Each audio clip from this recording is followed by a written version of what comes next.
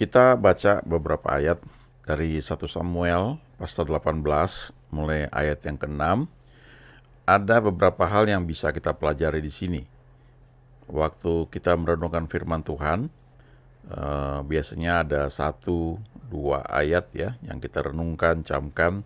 Tetapi juga kadang-kadang kita perlu baca satu perikop, ya, bahkan barangkali satu pasal untuk mendapatkan gambaran dan juga dalam rangka mengumpulkan fakta yang kita temui ya dari bacaan tersebut yang nantinya akan bisa Roh Kudus ingatkan ya untuk menghubungkannya dengan ayat-ayat lain di Alkitab.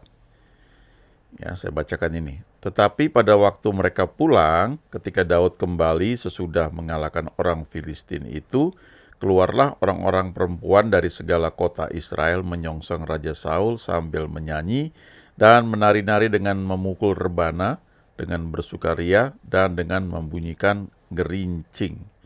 Dan perempuan yang menari-nari itu menyanyi berbalas-balasan, katanya, Saul mengalahkan beribu-ribu musuh, tetapi Daud berlaksa-laksa.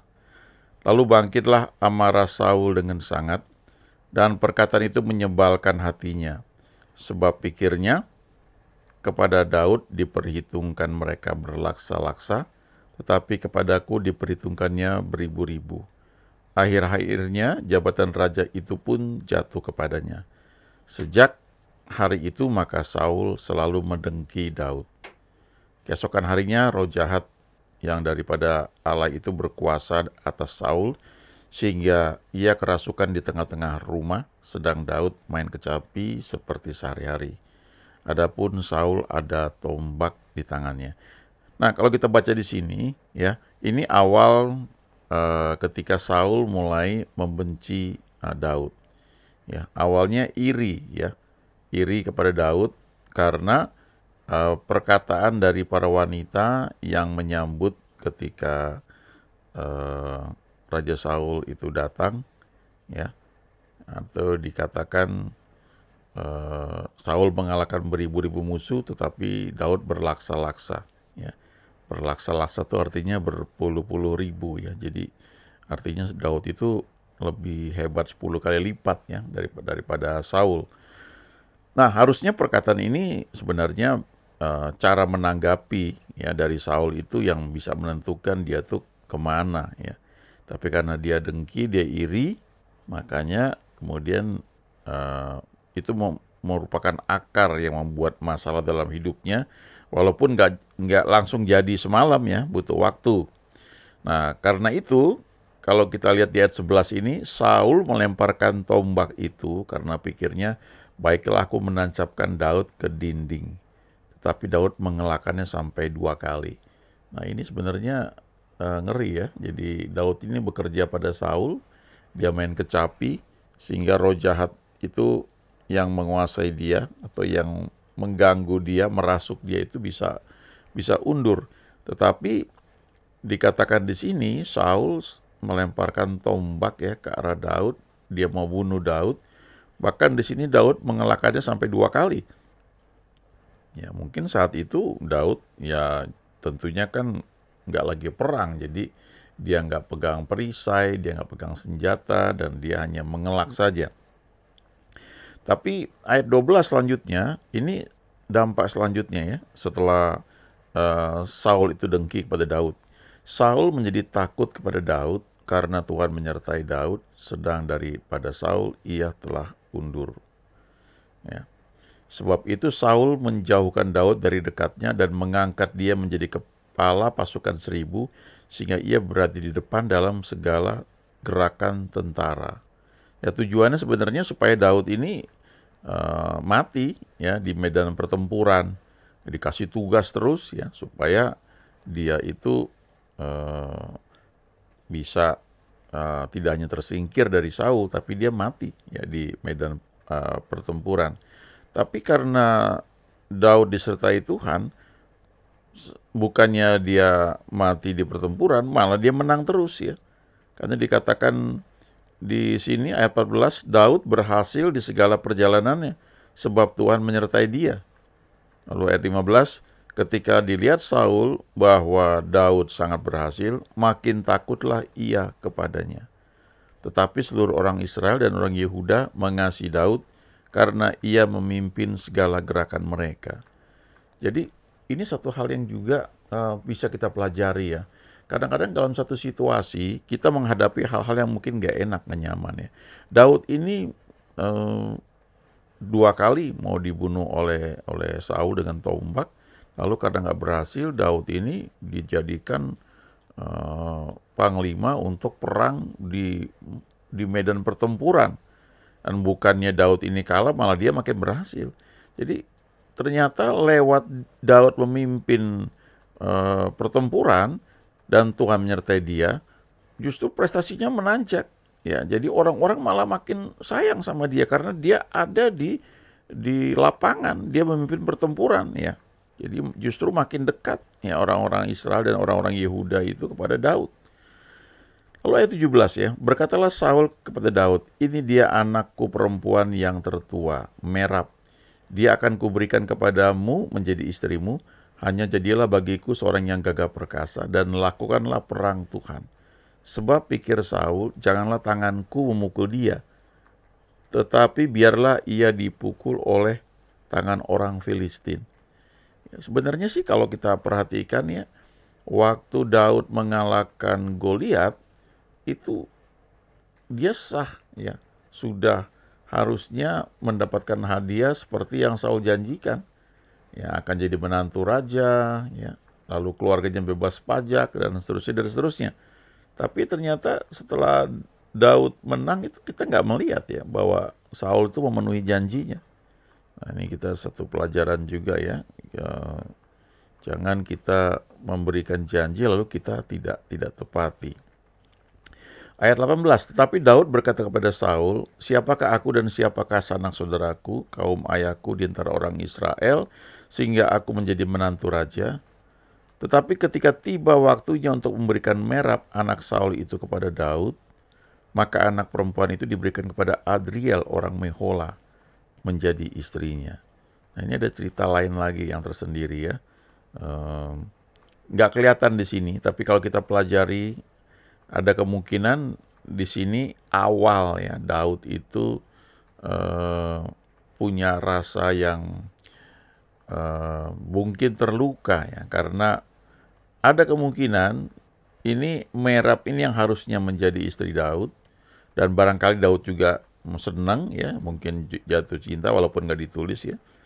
Tapi kemudian ternyata Merab ini nggak diberikan kepada Daud. Di ayat 20, tetapi Mikal, anak perempuan Saul, ya mungkin ini adiknya atau dari ya atau ya pokoknya anak perempuan Saul juga ya. Dikatakan jatuh cinta kepada Daud. Ketika hal itu diberitakan kepada Saul, maka ia pun menyetujuinya. Lalu ayat 21, ada tujuannya sebenarnya ya. Biarlah Mikal kuberikan kepadanya, biarlah ia menjadi jerat bagi Daud, dan biarlah tangan orang Filistin memukul dia. Lalu berkatalah Saul kepada Daud untuk kedua kalinya, pada hari ini engkau boleh menjadi menantuku. Jadi ini sebenarnya Saul tidak jujur ya. Dia sudah janji pertama dia akan berikan Merab ya, mungkin itu kakak daripada Mikal, tapi kemudian Merab itu diberikan pada orang lain. Lalu belakangan dia berikan janji yang kedua. Nah, ayat 22, lagi Saul memerintahkan kepada para pegawainya, katakanlah kepada Daud dengan diam-diam, demikian, sesungguhnya raja suka kepadamu dan para pegawainya mengasihi engkau, maka sebab itu jadilah engkau menantu raja. Nah, ini kadang-kadang ada trik ya, untuk menyampaikan sesuatu itu lewat orang lain ya, dibisik-bisik ya. Ya sebenarnya nggak salah juga sih, cuma tergantung tujuannya itu apa gitu ya. Mungkin satu karena Saul barangkali malu juga ya, karena dia sudah bilang dia akan memberikan Merab ya untuk menjadi istri Daud, tapi ternyata tidak dilakukan. Jadi barangkali selanjutnya ketika dia janjikan Mikal ya untuk kawin dengan Daud, dia suruh orang lain ya. Ayat 23, lalu para pegawai Saul menyampaikan perkataan itu kepada Daud, tetapi Daud menjawab, perkara ringankah pada pemandanganmu menjadi menantu raja? Bukankah aku seorang yang miskin dan rendah? Ayat 24, para pegawai Saul memberitahukan kepada raja, katanya, demikianlah jawab yang diberikan Daud. Ayat 25, kemudian berkatalah Saul, beginilah kamu katakan kepada Daud, raja tidak menghendaki mas kawin selain dari 100 kulit katan orang Filistin sebagai pembalasan kepada musuh raja. Saul bermaksud untuk menjatuhkan Daud dengan perantaraan orang Filistin. Jadi memang ini akarnya itu karena Saul itu dengki atau iri kepada Daud. Dari situ timbul satu kebencian sehingga dia mau bunuh Daud. Awalnya dia gunakan tombak ya sampai 2 kali berusaha untuk menancapkan Daud ke dinding ya, tapi tidak berhasil. Tapi kemudian dia tempatkan Daud untuk perang terus ya, di garis depan. Dia berpikir nanti Daud juga kalah sama orang Filistin dan dia mati ya, karena pertempuran ya di pertempuran. Tetapi ternyata bukannya Daud itu mati ya, dia malah makin hebat ya, prestasinya makin teruji ya, makin nyata bahwa memang dia itu terampil dan dia itu bisa memimpin. Ya, ini pelajaran tersendiri ya buat kita kalau kita menghadapi situasi, karena nampaknya banyak kerjaan tapi itu ternyata jalan untuk kita dipromosikan. Ya, saya punya dosen dulu ketika ada masa tertentu kurang dosen di kampus karena mereka yang lain itu ditugaskan sekolah di luar negeri, maka banyak pelajaran dia yang ajar ya, berbagai mata pelajaran dan akhirnya dia menjadi orang yang sangat terampil karena salah satu yang membuat kita tuh makin menguasai suatu keahlian ya atau kita makin pandai itu karena kita belajar lalu kita mengajarkan kepada orang lain. Ya, waktu kita mengajarkan kepada orang lain, tidak hanya orang itu menjadi mengerti apa yang kita ajarkan, kita menjadi lebih pandai. Ya. Ayat 26 ya. Nah ini yang saya mau sampaikan ya. Ayat 26. Ketika para pegawainya memberitahukan perkataan itu kepada Daud, maka setujulah Daud menjadi menantu raja. Waktunya belum genap, tetapi Daud sudah bersiap. Nah, ini kalimat yang perlu kita perhatikan ya. Salah satu keunggulan Daud ya, dia punya satu hal yang luar biasa, dikatakan walaupun waktunya belum genap, dia sudah bersiap. Ya. Ia pergi dengan orang-orangnya dan menewaskan dari orang Filistin itu 200 orang serta membawa kulit katan mereka. Dan dalam jumlah yang genap diberikan mereka lah semuanya itu kepada raja supaya Daud menjadi menantu raja. Kemudian Saul memberikan Mikal anaknya kepadanya menjadi istrinya. Ayat 28, lalu mengertilah Saul dan tahulah ia bahwa Tuhan menyertai Daud dan bahwa seluruh orang Israel mengasihi Daud. Maka makin takutlah Saul kepada Daud. Saul tetap menjadi musuh Daud seumur hidupnya. Ya, bayangkan mengerikan sekali ya. Ini jadi menantu tapi juga jadi musuh ya. Sebenarnya itu poinnya di Saul, karena kalau kita pelajari, Daud itu tetap mengasihi Saul dan jarang orang seperti itu ya. Kita melihat bahwa Daud ini punya hati yang tulus ya. Ayat 30, apabila raja-raja orang Filistin maju berperang, setiap kali mereka maju berperang, maka Daud lebih berhasil dari semua pegawai Saul sehingga namanya sangat masyhur ya. Jadi ketika dia dapat tugas, dia lakukan, dia malah makin berhasil, ya, makin luar biasa. Nah, ada yang menariknya, sebenarnya Saul itu minta cukup 100 kulit katan ya, orang Filistin. Tetapi kita lihat di ayat 27, ya, ketika Daud bersiap, dia pergi dengan orang-orangnya, dia menewaskan dari orang Filistin itu 200 orang serta membawa kulit katan mereka. Dan dalam jumlah yang genap diberikan mereka lah semuanya itu kepada raja supaya Daud menjadi menantu raja. Jadi dimintanya 100 ya, cukup sebenarnya 100 orang Filistin yang dia bunuh ya. Tapi ternyata 200. Ini yang istilahnya kayak berjalan 2 mil ya, diminta 1 mil dikerjakan 2 mil. Ya. Dan itu membuat Daud menjadi orang yang excel ya, melebihi orang lain. Ya, excellent karena dia bekerja lebih, dia menghasilkan lebih. sekalian pembuktian juga ya kepada eh, Saul gitu ya, bahwa sebenarnya kan aku dijanjikan menikah sama Merab ya. Lalu kamu nggak tepati, sekarang Mikal yang kamu kasih. Jadi sebenarnya aku punya hak dua gitu ya. Kira kalau pada masa itu kan kita baca juga Daud punya beberapa istri ya. Tapi dia mau bilang, oke, aku bayar nih kan ya. Kalau untuk kamu minta cuma 100 kan, ya udah kasih 200 ya. Yang satu nih lagi ini yang sebenarnya janji yang mestinya kau tepati, yaitu Merab ya. Jadi ada prinsip yang Daud miliki ya, bahwa ketika waktunya belum genap dia udah siap. Dia ready, dia mempersiapkan diri dengan baik sehingga waktu kesempatan itu datang dia bisa menang. Dan tidak hanya itu, dia punya mental itu yang eh, melebihi orang rata-rata. Excellent, excellent itu jadi excel, melebihi, melampaui apa yang diharapkan gitu. Targetnya diminta cuma 100, dia kerjakan, dia berikan 200. Diminta jalan 1 mil, dia berjalan 2 mil. Ya.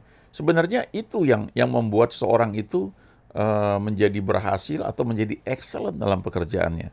Saya ingat ya dulu sekali ya, saya suka isi bensin di daerah Jakarta Pusat ya, di Tanah Abang. Itu ada pom bensin yang cukup bagus ya, rapi. Lalu di situ ada bengkel juga ya, ada bengkel dan waktu itu saya ganti oli ya.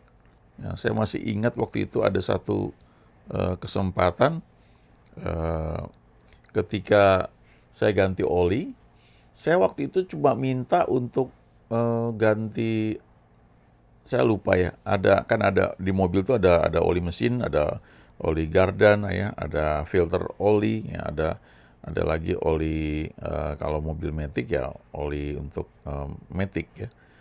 Nah, si yang manajernya itu ada kesalahan rupanya. Dia suruh mengganti oli yang saya nggak minta. Ya. Jadi waktu dia sudah lakukan, ya saya bilang loh, saya uh, nggak terima ya.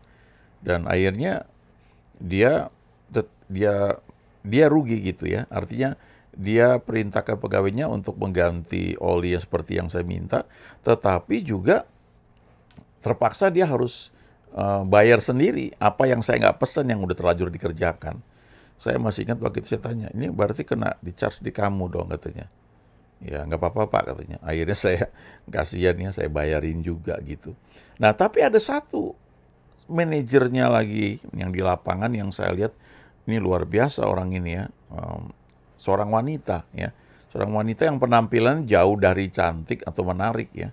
Tetapi ketika oli itu diganti ya, dia tuh perhatikan dia mobil saya, lalu dia lihat ban mobil saya. Dibilang, Pak, ban mobil Bapak ini sudah botak nih, ini harusnya diganti. Saya pikir, ini mau jualan nih biar ini. Saya, oh iya, ya saya nggak gitu nanggapi. Terus dia kasih tahu, ini Pak, kalau ban itu umurnya tuh maksimal 2 tahun Pak, walaupun belum botak, tapi kalau sudah 2 tahun itu udah nggak gitu bagus ya. Karena kalau Bapak mau beli ban, Bapak mesti lihat itu, ini walaupun ban itu baru, itu kode produksinya. Bapak lihat di sini, ini ada angka, dia tunjukkan gitu. Dia panggil tukang gitu ya untuk membantu menunjukkan ya. Bahkan kalau nggak salah ban saya dicopot, kemudian dia bilang, Pak nggak usah Pak, Bapak nggak usah ganti sekarang, tapi saya mau kasih tahu aja. Jadi dia bekerja lebih daripada tugas yang diminta ya. Dia kasih pelajaran buat saya gitu. Bagaimana cara memilih ban? Jadi kalau kita mau ganti ban, kita perlu lihat itu ban diproduksi kapan, ya supaya jangan terlalu lama, jangan stok lama, stok yang paling baru yang kita minta. Ya.